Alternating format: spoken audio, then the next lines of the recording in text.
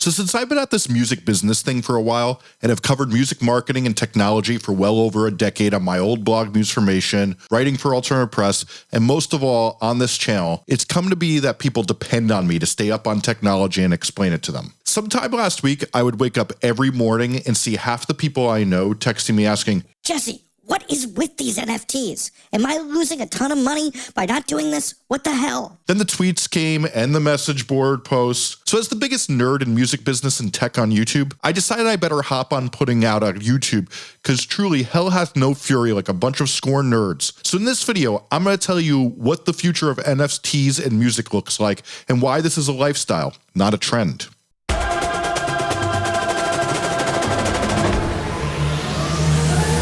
Hi, I'm Jesse Cannon, a music marketing nerd who's teaching musicians how to grow their fan base from 0 to 10,000 fans, and this is Musformation. So a lot of you are asking, what the fuck is a NFT? And I'm going to break that down in less than 30 seconds since there's much more fun things to talk about. A NFT is a non-fungible token, and it's part of blockchain technology that allows you to verify ownership of something that is digital. Just as you can buy fake versions of the Mona Lisa, but we know which one is the real one, this allows us with digital files like waves, MP3s, or GIFs to say this one is the original and this person owns it and have it not be stolen, which then creates value. And that right there is why we're now interested in these for musicians, since they need money ASAP if you haven't noticed. So basically this is technology that allows you to sell GIFs, songs, pictures, or other digital assets as a one-off or even a 10-off and have the buyers be able to prove that they are the owner of a rare or limited in quantity digital asset. Okay, so I was skeptical of NFTs until this weekend. Since all of the most annoying people I know who lost their life savings on Bitcoin or GameStop stock were now talking about this, which turned me off.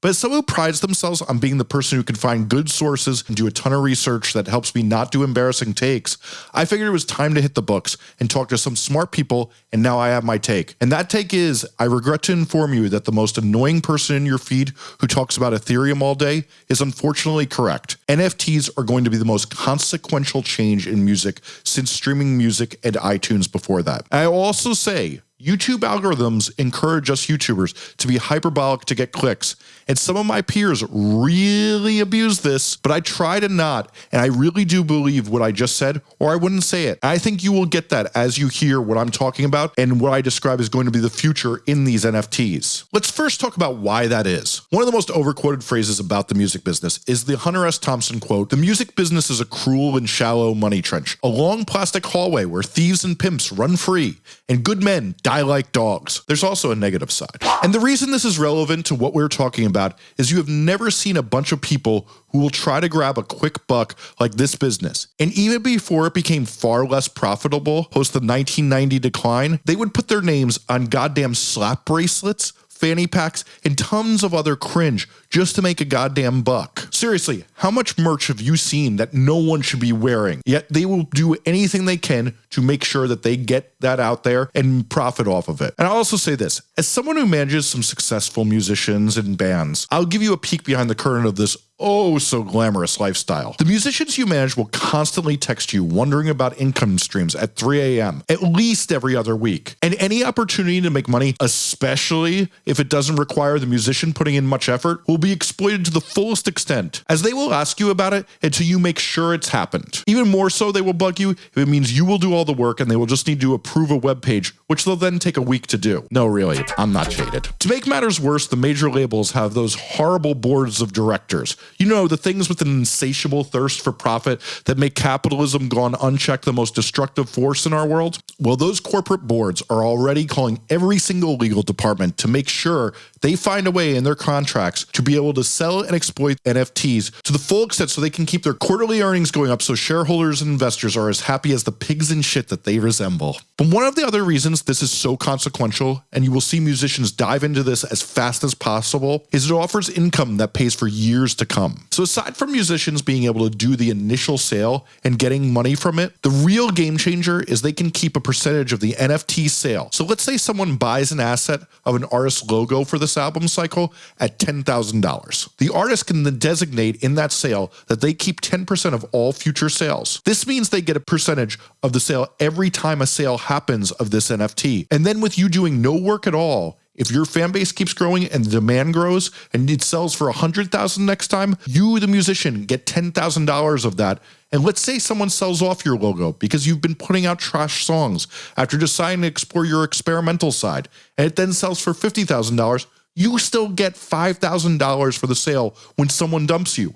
I wish I got that for some of my breakups. But I know some of you smart people out there are thinking, well, yes, musicians will supply the NFTs, but where's the demand? By the very laws of demand that govern how our economy exists, there's a demand for this because we have tons of people who have money in this society and passion towards music, along with the clout that surrounds it. And because this business will try any way to make money, they're going to try with all their might to will this into existence. But trust me, that won't be hard. I don't know if you missed this, but there's a whole generation of people who think they are Elon Musk without the hair plugs.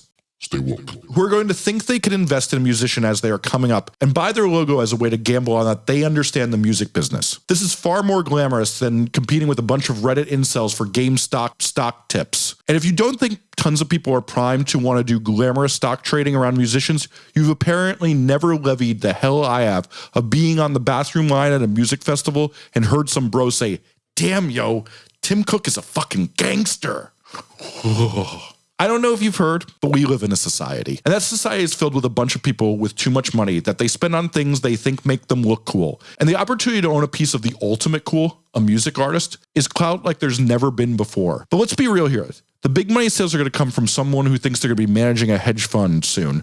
But the majority of the sales will be from people today who buy rare vinyl. It will be for bragging rights and display rights. They're going to buy some of those digital frames and they're going to Instagram it inside that digital frame that they bought for the art that they bought in the NFT and show it to everyone who has the misfortune of coming to their house for dinner for the rest of their mouth-breathing life. Anyway, let's discuss what NFTs are going to look like as far as how musicians will make money from them. There will be a few ways these become huge money makers for musicians.